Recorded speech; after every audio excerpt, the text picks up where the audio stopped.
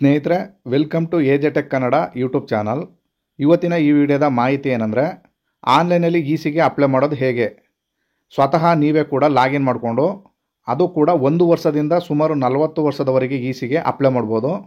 ಅದು ಯಾವ ರೀತಿ ಸ್ವತಃ ನೀವೇ ಅಪ್ಲೈ ಮಾಡ್ಬೋದಾ, ಅಪ್ಲೈ ಮಾಡಬೇಕು ಅಂದರೆ ಯಾವ ರೀತಿ ನೀವು ಲಾಗಿನ್ ಮಾಡ್ಕೋಬೇಕು, ಯಾವ ರೀತಿ ರಿಜಿಸ್ಟರ್ ಮಾಡ್ಕೋಬೇಕು ಅಂತ ಕಂಪ್ಲೀಟು ನಾನು ಈ ವಿಡಿಯೋದಲ್ಲಿ ತಿಳಿಸ್ಕೊಡ್ತಾ ಇದ್ದೀನಿ. ವಿಡಿಯೋ ತುಂಬ ಇನ್ಫಾರ್ಮೇಟಿವ್ ಆಗಿರುತ್ತೆ, ಎಲ್ಲಿಯೂ ಕೂಡ ಸ್ಕಿಪ್ ಮಾಡ್ದೇ ಕೊನೆ ತನಕ ನೋಡಿ.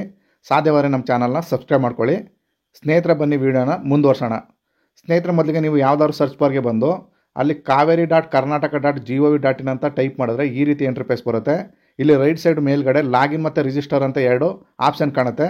ನೀವು ಫಸ್ಟ್ ಟೈಮ್ ಡೈರೆಕ್ಟಾಗಿ ಲಾಗಿನ್ ಮಾಡ್ಕೊಳ್ಳಿಕ್ಕಾಗಲ್ಲ, ರಿಜಿಸ್ಟರ್ ಮಾಡ್ಕೋಬೇಕಾಗತ್ತೆ. ರಿಜಿಸ್ಟರ್ ಅಂತ ಕ್ಲಿಕ್ ಮಾಡಿದ್ರೆ ಈ ರೀತಿ ಒಂದು ಫಾರಮ್ ಓಪನ್ ಆಗುತ್ತೆ. ಇಲ್ಲಿ ನಿಮ್ಮ ಅಕೌಂಟ್ನ ಕ್ರಿಯೇಟ್ ಮಾಡ್ಕೋಬೇಕಾಗತ್ತೆ. First name, middle name, last name ಅಂತ ಇದೆ. ಇಲ್ಲಿ ಫಸ್ಟ್ ನೇಮಲ್ಲಿ ನಿಮ್ಮ ಹೆಸರು ಹಾಕಿ, ಮಿಡಲ್ ನೇಮು, ಲಾಸ್ಟ್ ನೇಮಲ್ಲಿ ನಿಮ್ಮ ಹೆಸರಿಗೆ ಇನ್ಸಿಲ್ ಇತ್ತು ಅಂದರೆ ಇನ್ಸಿಲ್ನ ಹಾಕಬಹುದು. ನಂತರ ನಿಮ್ಮ ಜೆಂಡರ್ ಚೂಸ್ ಮಾಡ್ಕೊಳ್ಳಿ. ನಂತರ ನಿಮ್ಮ ಜಿಮೇಲ್ ಅಡ್ರೆಸ್ನ ಹಾಕಿ, ನಂತರ ನಿಮ್ಮ ಫೋನ್ ನಂಬರ್ ಹಾಕಿ. ಇಲ್ಲಿ ಕೆಳಗಡೆ ಸೆಕ್ಯೂರಿಟಿ ಟೈಪಲ್ಲಿ ಒಂದು ಹಿಂಟ್ ಕ್ವಶನ್ನ ನೀವು ಚೂಸ್ ಮಾಡಿಕೊಂಡು ನೀವೇ ಆನ್ಸರ್ನ ಮಾಡ್ಕೋಬೇಕಾಗತ್ತೆ. ಯಾಕಂದರೆ ಇದು ಫರ್ಗೆಟ್ ಪಾಸ್ವರ್ಡ್ ಆದಾಗ ನೀವು ಪಾಸ್ವರ್ಡ್ನ ರಿಕವರಿ ಮಾಡ್ಕೊಳ್ಳೋಕ್ಕೋಸ್ಕರ ಒಂದು ಆನ್ಸರ್ನ ನೀವು ಇಲ್ಲಿ ಮಾಡ್ಕೋಬೇಕಾಗತ್ತೆ. ನಂತರ ಇಲ್ಲಿ ಕೆಳಗೆ ಕಾಣ್ತಿರ್ತಕ್ಕಂಥ ಕ್ಯಾಪ್ಸನ್ನ ನೀವು ಹಾಕಿ ಗೆಟ್ OTP ಅಂತ ಮಾಡಿದ್ರೆ ನಿಮ್ಮ ಆಧಾರ್ ರಿಜಿಸ್ಟರ್ಡ್ ಮೊಬೈಲ್ಗೆ ಒಂದು OTP ಬರುತ್ತೆ. ಅದೇ ರೀತಿ ನಿಮ್ಮ ಜಿಮೇಲ್ಗೆ ಒಂದು ಪಾಸ್ವರ್ಡ್ ಕೂಡ ಸೆಂಡ್ ಆಗುತ್ತೆ. ಆ ಪಾಸ್ವರ್ಡು ಮತ್ತು ನಿಮ್ಮ ಇಲ್ಲಿ ಯೂಸರ್ ನೇಮ್ ಬಂದು ನಿಮ್ಮ ಜಿಮೇಲ್ ಅಡ್ರೆಸ್ ಆಗಿರುತ್ತೆ. ಅಲ್ಲಿ ಬಂದಿರತಕ್ಕಂಥ ಪಾಸ್ವರ್ಡ್ನ ನೀವು ಇಲ್ಲಿ ಹಾಕಿ, ಇಲ್ಲಿ ಕಾಣ್ತಾ ಇರ್ತಕ್ಕಂಥ ಕ್ಯಾಪ್ಸನ್ನು ನೀವು ಹಾಕಿ ಲಾಗಿನ್ ಮಾಡ್ಕೋಬೇಕಾಗತ್ತೆ. ಲಾಗಿನ್ ಮಾಡ್ಕೊಂಡಿದ್ದ ನಂತರ ನಿಮಗೆ ಮತ್ತೆ ಒಂದು ನೀವು ರಿಜಿಸ್ಟರ್ಡ್ ಆದಾಗ ಕೊಟ್ಟಿರ್ತೀರಲ್ಲ ಫೋನ್ ನಂಬರು, ಅದಕ್ಕೆ ಒಂದು OTP ಬರುತ್ತೆ. ಆ OTP ಹಾಕಿ ನೀವು ಸಬ್ಮಿಟ್ ಮಾಡಬೇಕಾಗತ್ತೆ. ಸಬ್ಮಿಟ್ ಮಾಡಿದ ನಂತರ ಈ ರೀತಿ ಇಂಟರ್ಫೇಸ್ ಬರುತ್ತೆ. ಇಲ್ಲಿ ನಿಮ್ಮ ಇ-ಸಿ ಅಪ್ಲೈ ಮಾಡಲಿಕ್ಕೆ ಮತ್ತು ಆಲ್ರೆಡಿ ಅಪ್ಲೈ ಮಾಡಿದಂಥ ಇ-ಸಿ ಡೀಟೇಲ್ಸ್ ಎಲ್ಲ ಇಲ್ಲಿ ಶೋ ಆಗುತ್ತೆ. ನೀವು ಹೊಸ್ದಾಗಿ ಅಪ್ಲೈ ಮಾಡಬೇಕು ಅಂದರೆ ಇಲ್ಲಿ ಸ್ಟಾರ್ಟ್ ನ್ಯೂ ಅಪ್ಲಿಕೇಶನ್ ಅಂತ ಇದೆ ಮೇಲ್ಗಡೆ, ಅದನ್ನು ಕ್ಲಿಕ್ ಮಾಡಿದ್ರೆ ಈ ರೀತಿ ಇಂಟರ್ಫೇಸ್ ಬರುತ್ತೆ. ಇಲ್ಲಿ ತುಂಬ ಆಪ್ಷನ್ಗಳಿದೆ. ನಾವು ಕೇವಲ ಇ-ಸಿಗೆ ಫೋಕಸ್ ಮಾಡ್ತಾ ಇರೋದ್ರಿಂದ ಇ-ಸಿ ಅನ್ನೋ ಆಪ್ಷನ್ನ ಕ್ಲಿಕ್ ಮಾಡಿದ್ರೆ ಇಲ್ಲಿ ಇನ್ಕಮ್ನೆನ್ಸಿ ಸರ್ಟಿಫಿಕೇಟ್ ಅಂತ ಒಂದು ಪಾಪಪ್ ಬರುತ್ತೆ. ನೀವು ಕಂಟಿನ್ಯೂ ಅಂತ ಮಾಡಬೇಕಾಗತ್ತೆ. ನಂತರ ನಿಮಗೆ ಆಫ್ಟರ್ 1/1/2004 ಬಿಫೋರ್ 1/1/2004 ಅಂತ ಕೇಳುತ್ತೆ. ನಿಮಗೆ 20 ವರ್ಷದ ಒಳಗೆ ಬೇಕಾ, ಇಲ್ಲ 20 ವರ್ಷದ ಮೇಲೆ 40 ವರ್ಷದ ತನಕ ಇ-ಸಿ ಬೇಕಾ ಅಂತ ಕೇಳುತ್ತೆ.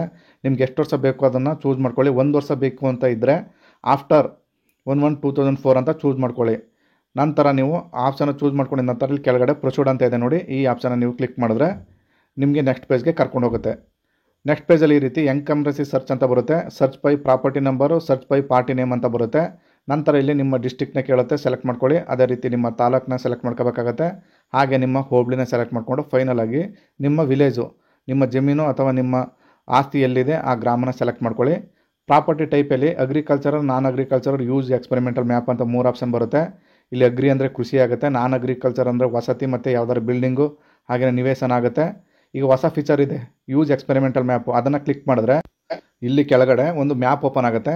ಅಲ್ಲಿ ನೀವು ನಿಮ್ಮ ಪ್ರಾಪರ್ಟಿ ಇರ್ತಕ್ಕಂಥ ಜಾಗನ ಜೂಮ್ ಔಟ್ ಮಾಡಿ ಪರ್ಟಿಕ್ಯುಲರಾಗಿ ಎಲ್ಲಿದೆ ಅಂತ ಅದನ್ನ ಫೈಂಡ್ ಮಾಡಿಕೊಂಡು ಜಸ್ಟ್ ಕ್ಲಿಕ್ ಮಾಡಿದ್ರೆ ಸಾಕು, ನಿಮ್ಮ ಡಾಟಾ ಇ-ಸಿಗೆ ಆಟೋಮೆಟಿಕಾಗಿ ಫೆಚ್ ಆಗುತ್ತೆ. ತದನಂತರ ನೀವು ಯಾವುದೇ ಫಿಲ್ ಮಾಡೋದ ಅವಶ್ಯಕತೆ ಇಲ್ಲ. ನಾನಿವಾಗ ಮ್ಯಾನುವಲಾಗಿ ಟೈಪ್ ಮಾಡ್ತಾಯಿದ್ದೀನಿ. ನಾನಿವಾಗ ಕೃಷಿಗೋಸ್ಕರ ಅಗ್ರಿಕಲ್ಚರ್ ಅಂತ ಸೆಲೆಕ್ಟ್ ಮಾಡ್ಕೊಂಡಿದ್ದೀನಿ. ನೀವಿಲ್ಲಿ ಬೇಕಾದರೆ ನಾನ್ ಅಗ್ರಿಕಲ್ಚರ್ ಅಂದರೆ ಕೃಷಿಯೇತರ ಚಟುವಟಿಕೆಗೆ ನಿವೇಶನ ಆಗಿರ್ಬೋದು, ಅದಕ್ಕೂ ಕೂಡ ನೀವು ಇಲ್ಲಿ ಇ-ಸಿನ ಸರ್ಚ್ ಮಾಡ್ಕೋಬೋದು. ಅಗ್ರಿಕಲ್ಚರ್ ಸೆಲೆಕ್ಟ್ ಮಾಡ್ಕೊಂಡಿದ ನಂತರ ಇಲ್ಲಿ ಕೆಳಗಡೆ ನಿಮ್ಮ ಸರ್ವೆ ನಂಬರು ಅಂದರೆ ನಿಮ್ಮ ಜಮೀನು ಸರ್ವೆ ನಂಬರಲ್ಲಿ ಇರುತ್ತೆ, ಸರ್ವೆ ನಂಬರ್ನ ಹಾಕಬೇಕಾಗತ್ತೆ. ಇಲ್ಲಿ ಕೆಳಗಡೆ ಆ್ಯಡ್ ಮೋರ್ ಅಂತ ಇದೆ. ನೀವು ಒಂದಕ್ಕಿಂತ ಹೆಚ್ಚಾಗಿರೋ ಸರ್ವೆ ನಂಬರ್ ಇತ್ತು ಅಂದರೆ ನೀವು ಆ್ಯಡ್ ಮೋರ್ ಅಂತ ಸಪ್ರೇಟಾಗಿ ಸರ್ವೆ ನಂಬರ್ನ ಹಾಕಬೇಕಾಗತ್ತೆ ಪ್ರತಿಯೊಂದು ಕಾಲಮ್ಗೂ ಕೂಡ. ಒಂದು ವೇಳೆ ಎಲ್ಲ ಕರೆಕ್ಟಾಗಿಲ್ಲ, ಯಾವುದನ್ನು ಮಿಸ್ ಆಗಿದೆ ಅಂತ ಹೇಳಿದ್ರೆ ನೀವು ರಿಮೂವ್ ಕೂಡ ಮಾಡ್ಬೋದು. ನಂತರ ಇಲ್ಲಿ ಬೌಂಡ್ರಿ ಡೀಟೇಲ್ಸ್ ಅಂತ ಕೇಳುತ್ತೆ. ಇಲ್ಲಿ ನಿಮ್ಮ ಚೆಕ್ ಬಂದು ಅಂದರೆ ನಿಮ್ಮ ಜಮೀನಿನ ಅಕ್ಕಪಕ್ಕದಲ್ಲಿರ್ತಕ್ಕಂಥ ರೈತರುಗಳ ಮಾಹಿತಿ ಕೊಡಬೇಕಾಗ್ತದೆ. ಆ 4 ಪೂರ್ವ, ಪಶ್ಚಿಮ, ಉತ್ತರ, ದಕ್ಷಿಣಕ್ಕೆ ಯಾರ್ಯಾರಿದ್ದಾರೆ ಅಂತ ನೀವು ಅಲ್ಲಿ ಹಾಕಬೇಕಾಗತ್ತೆ.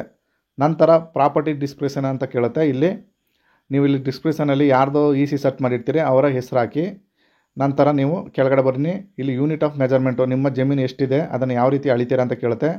ಅಲ್ಲಿ ನೀವು ಎಕರೆ ಅಂತ ಇರುತ್ತೆ. ಇಲ್ಲಿ ಸೆಂಟ್ ಬೇಕಾದ್ರೂ ಸೆಲೆಕ್ಟ್ ಮಾಡ್ಕೋಬೋದು, ಗುಂಟ ಬೇಕಾದ್ರೂ ಸೆಲೆಕ್ಟ್ ಮಾಡ್ಕೋಬೋದು. ಸಾಮಾನ್ಯವಾಗಿ ನಿಮ್ಮ ಜಮೀನು ಎಷ್ಟಿದೆ ಅದನ್ನು ನೋಡ್ಕೊಳ್ಳಿ. ಎಕರೆಲಿ ಇತ್ತು ಅಂದರೆ ನೀವು ಎಕರೆ ಸೆಲೆಕ್ಟ್ ಮಾಡಿಕೊಂಡು ಕೆಳಗಡೆ ಕಾಲಮಲ್ಲಿ ನಿಮ್ಮ ಎಕರೆ ಎಷ್ಟಿದೆ, ತದನಂತರ ನಿಮ್ಮ ಗುಂಟ ಎಷ್ಟಿದೆ, ಹಾಗೆಯೇ ನಿಮ್ಮ ಸೆಂಟ್ಸ್ ಎಷ್ಟಿದೆ, ಆ ಮೂರಕ್ಕೆ ಸಪ್ರೇಟ್ ಕಾಲಮ್ಗೆ ಹಾಕಬೇಕಾಗತ್ತೆ.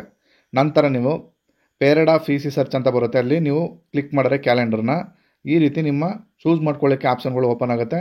ಇಲ್ಲಿ ನಿಮಗೆ 1 ವರ್ಷದ ಇ-ಸಿ ಸರ್ಚ್ ಮಾಡ್ತಾ ಇದ್ದೀನಿ, ಅದರಿಂದ 23 ಏಪ್ರಿಲ್ 1 ಸೆಲೆಕ್ಟ್ ಮಾಡ್ಕೊಳ್ಳಿ ಫೈನಾನ್ಷಿಯಲ್ ಇಯರಿಂದ. ನಂತರ ಟು ಡೇಟು ಎಲ್ಲಿ ತನಕ ಬೇಕು, 2023 ಸ್ಟಿಲ್ ಡೇಟ್ ಅಂತ ಸೆಲೆಕ್ಟ್ ಮಾಡ್ಕೊಳ್ಳಿ. ಯಾಕಂದರೆ 1 ವರ್ಷದ ಮೇಲೆ 1 ತಿಂಗಳಾಗಿರಲಿ 2 ತಿಂಗಳಾಗಿರಲಿ ಅದು ಕೂಡ 1 ವರ್ಷದ ಇ-ಸಿ ವ್ಯಾಪ್ತಿಗೆ ಬರುತ್ತೆ. ನಂತರ ಸರ್ಚ್ ಅಂತ ಮಾಡಿ ನೀವು ಕೆಳಗಡೆಯಲ್ಲಿ ಸ್ಕ್ರೋಲ್ ಮಾಡಬೇಕಾಗತ್ತೆ. ಇವಾಗ ನೋಡಿ ನಿಮ್ಮ ಇ-ಸಿ ಸರ್ಚ್ ಆಯಿತು.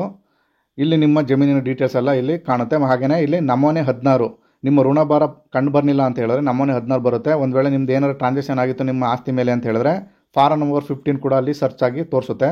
ಇಲ್ಲಿ ಕೆಳಗಡೆ ನಿಮಗೆ ಡಿಜಿಟಲ್ ಕಾಪಿ ಬೇಕು ಅಂತೇಳಿ ಅಗ್ರಿ ಬಾಕ್ಸ್ 2ನ ಕ್ಲಿಕ್ ಮಾಡಿ ಸಬ್ಮಿಟ್ ಮಾಡಿದ್ರೆ ನೆಕ್ಸ್ಟ್ ಪೇಜ್ ಈ ರೀತಿ ಓಪನ್ ಆಗುತ್ತೆ. ನೀವು ಇಲ್ಲಿ ಕೆಳಗಡೆ ಬರಬೇಕಾಗತ್ತೆ. ಇವಾಗ ನಿಮ್ಗೆ ಇ ಸಿ ಅಪ್ಲೈ ಮಾಡಬೇಕು ಅಂದರೆ ನೀವು ಮೇಕ್ ಪೇಮೆಂಟ್ ಅಂದರೆ ನೀವು ಹಣನ ಕಟ್ಟಬೇಕಾಗತ್ತೆ. ಅಲ್ಲಿ ತೋರಿಸ್ತಾ ಇರ್ತಕ್ಕಂಥ ಪೇಮೆಂಟ್ನ ನೀವು ಇಲ್ಲಿ ಮೇಕ್ ಪೇಮೆಂಟ್ ಅಂತ ಇದೆ ಅದನ್ನ ಕ್ಲಿಕ್ ಮಾಡಿದ್ರೆ ನಿಮ್ಗೆ ಈ ರೀತಿ ನೆಕ್ಸ್ಟ್ ಪೇಜ್ ಓಪನ್ ಆಗುತ್ತೆ.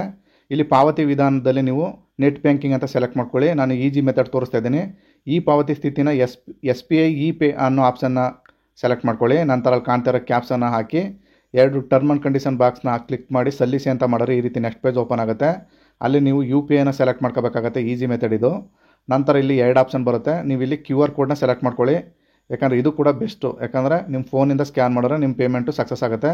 ಇಲ್ಲಿ ಕೆಳಗಡೆ ಪೇ ನೋ ಅಂತ ಕ್ಲಿಕ್ ಮಾಡಿದ್ರೆ ನಿಮ್ಗೆ ಈ ರೀತಿ ಒಂದು ನೆಕ್ಸ್ಟ್ ಪೇಜಲ್ಲಿ ಒಂದು ಬಾರ್ಕೋಡ್ ಶೋ ಆಗುತ್ತೆ. ಇವಾಗ ನಿಮ್ಮ ಫೋನ್ನಲ್ಲಿ ಫೋನ್ಪೇ ಅಥವಾ ಗೂಗಲ್ ಪೇನ ಓಪನ್ ಮಾಡಿಕೊಂಡು ಅಲ್ಲಿ ನಿಮ್ಮ ಸ್ಕ್ಯಾನರ್ನ ನೀವು ಓಪನ್ ಮಾಡಿಕೊಂಡು ಇಲ್ಲಿ ಕಾಣ್ತಾ ಇರ್ತಕ್ಕಂಥ ಬಾರ್ಕೋಡ್ಗೆ ಸ್ಕ್ಯಾನ್ ಮಾಡಿದ್ರೆ ತದನಂತರ ಇಲ್ಲಿ ಪ್ರೊಸೀಡ್ ಅಂತ ಮಾಡಿ ನಿಮ್ಮ ಪಿನ್ ನಂಬರ್ನ ಹಾಕಿ ನೀವು ಸಬ್ಮಿಟ್ ಮಾಡಿದ್ರೆ ಈ ರೀತಿ ಗ್ರೀನಲ್ಲಿ ನಿಮ್ಮ ಪೇಮೆಂಟ್ ಆಗುತ್ತೆ.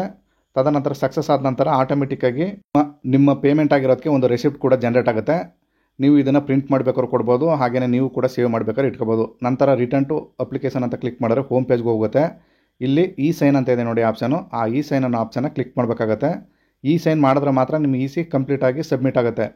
ಇಲ್ಲಿ ಕೆಳಗಡೆ ನೆಕ್ಸ್ಟ್ ಪೇಜಲ್ಲಿ ಸೆಂಡ್ ಫಾರ್ ಇ ಸೈನು ಇಲ್ಲಿ ನೋಡಿ, ಇಲ್ಲಿ ಸೆಂಡ್ ಫಾರ್ ಇ ಸೈನ್ ಅಂತ ಕಾಣ್ತಿದೆ ನೋಡಿ. ಈ ಆಪ್ಷನ್ನ ನೀವು ಇಲ್ಲಿ ಕ್ಲಿಕ್ ಮಾಡಬೇಕಾಗತ್ತೆ. ಕ್ಲಿಕ್ ಮಾಡಿದ ನಂತರ ನೆಕ್ಸ್ಟು ಈ ರೀತಿ ನಿಮ್ಮ ಇ ಕೆ ವೈ ಸಿ ಮಾಡ್ಕೊಳ್ಳೋಕೆ ಒಂದು ಈ ರೀತಿ ನೆಕ್ಸ್ಟ್ ಪೇಜ್ ಓಪನ್ ಆಗುತ್ತೆ. ಇಲ್ಲಿ ನಿಮ್ಮ ಆಧಾರ್ ನಂಬರು ಯಾರ ಹೆಸರಲ್ಲಿ ಲಾಗಿನ್ ಇರುತ್ತೋ ಅವರ ಆಧಾರ್ ನಂಬರ್ನ ಹಾಕಿ ನೀವು ಇಲ್ಲಿ ಸಬ್ಮಿಟ್ ಅಂತ ಮಾಡಿದ್ರೆ ನಿಮ್ಮ ಆಧಾರ್ ರಿಜಿಸ್ಟರ್ಡ್ ಮೊಬೈಲ್ಗೆ ಒಂದು ಒ ಟಿ ಪಿ ಬರುತ್ತೆ. ಆ ಒ ಟಿ ಪಿನ ಹಾಕಿ ಮತ್ತೆ ನೀವು ಸಬ್ಮಿಟ್ ಮಾಡಬೇಕಾಗತ್ತೆ. ಸಬ್ಮಿಟ್ ಮಾಡಿದ ನಂತರ ಎಲ್ಲ ಕರೆಕ್ಟಾಗಿತ್ತು ಅಂತ ಹೇಳಿದ್ರೆ ನಿಮ್ಮ ಇ ಸಿ ನೆಕ್ಸ್ಟ್ ಪೇಜ್ಗೆ ಆಟೋಮೆಟಿಕ್ಕಾಗಿ ಈ ರೀತಿ ಜಂಪ್ ಆಗುತ್ತೆ. ನಂತರ ಇಲ್ಲಿ ಕೆಳಗಡೆ ಸ್ಕ್ರೋಲ್ ಮಾಡ್ಕೊಬಂದು ನೀವು ಇಲ್ಲಿ ಕೆಳಗಡೆ ಸಬ್ಮಿಟ್ ಮಾಡಬೇಕಾಗತ್ತೆ. ಈ ರೀತಿ ಒಂದು ಫಾರಮ್ ಅದಕ್ಕಿಂತ ಮೊದಲು ಒಂದು ಓಪನ್ ಆಗುತ್ತೆ. ಇಲ್ಲಿ ನೀವೆಲ್ಲ ನೋಡಿಕೊಂಡು ಕೆಳಗಡೆ ಸಬ್ಮಿಟ್ ಅನ್ನೋ ಆಪ್ಷನ್ನ ಕ್ಲಿಕ್ ಮಾಡ್ಕೊಳ್ಳಿ. ಕ್ಲಿಕ್ ಮಾಡಿದ ನಂತರ ಈ ರೀತಿ ನೆಕ್ಸ್ಟು ಸಕ್ಸಸ್ ಅಂತ ಒಂದು ಪಾಪಪ್ ಬರುತ್ತೆ. ಇಲ್ಲಿ ನಿಮ್ಮ ಸಕಲ ಐ ಡಿ ಕೂಡ ಒಂದು ಜನ್ರೇಟ್ ಆಗುತ್ತೆ. ಅದು ಕೂಡ ನಿಮಗೆ ಮೆಸೇಜ್ ಕೂಡ ಬರುತ್ತೆ. ನಂತರ ಆಟೋಮೆಟಿಕ್ಕಾಗಿ ನಿಮಗೆ ಹೋಮ್ ಪೇಜ್ಗೆ ಈ ರೀತಿ ಬರುತ್ತೆ. ಇಲ್ಲಿ ನೀವು ನೋಡ್ಬೋದು ಅಪ್ಲೈ ಮಾಡಿರ್ತಕ್ಕಂಥ ಫಾರಮು ವೇವ್ ಫಾರಮ್ 22 ಅಂತ ಇರುತ್ತೆ. ಆಲ್ರೆಡಿ ಇ ಸಿ ಅಪ್ಲೈ ಮಾಡಿ ಸಬ್ಮಿಟ್ ಆಗಿ ಬಂದಿರತಕ್ಕಂಥ ಇ ಸಿ ಕೂಡ download E sign E C ಅಂತ ಬರುತ್ತೆ. ಇದು ಕಂಪ್ಲೀಟ್ ಆಗಿರೋಂಥ ಇ ಸಿಗಳು ಈ ರೀತಿ ಬಂತು ಅಂದರೆ ನಿಮ್ಮದು ಸಕ್ಸಸ್ಫುಲ್ಲಾಗಿ ಸೈನ್ ಆಗಿ ಬಂದಿದೆ ಅಂತ ಅರ್ಥ. ನಂತರ ನೀವು ಲೆಫ್ಟ್ ಸೈಡಲ್ಲಿ ನೀವು ಹಾಕಿರ್ತಕ್ಕಂಥ ಅಪ್ಲಿಕೇಶನ್ ನಂಬರ್ಗಳು ಇಲ್ಲಿ ಶೋ ಆಗುತ್ತೆ. ಡೇಟು ಕೂಡ ಇಲ್ಲಿ ಶೋ ಆಗುತ್ತೆ. ಹಾಗೆಯೇ ಯಾವ ಹಂತದಲ್ಲಿದೆ, ಫೈನಲ್ ಸ್ಟೇಜಲ್ಲಿದೆ, ಎಸ್ ಆರ್ ಒ ಸಿಗ್ನೇಚರ್ಗೆ ಕಾಯ್ತಾ ಇದೆಯಾ, ಎಲ್ಲ ಡೀಟೇಲ್ಸ್ ಈ ರೀತಿ ಶೋ ಆಗುತ್ತೆ. ಸ್ನೇಹಿತರೆ, ಈ ರೀತಿ ನೀವು ಸ್ವತಃ ಕೂಡ ಇ ಸಿಗೆ ಅಪ್ಲೈ ಮಾಡ್ಬೋದು.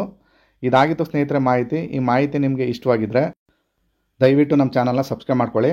ಎಜೆಟೆಕ್ ಕನ್ನಡ ಯೂಟ್ಯೂಬ್ ಚಾನಲ್ ಅಂತ. ಇಲ್ಲಿ ತನಕ ವೀಡಿಯೋ ನೋಡೋಕ್ಕೆ ಎಲ್ಲರಿಗೂ ಧನ್ಯವಾದಗಳು. ನಮಸ್ಕಾರ ಸ್ನೇಹಿತರೆ.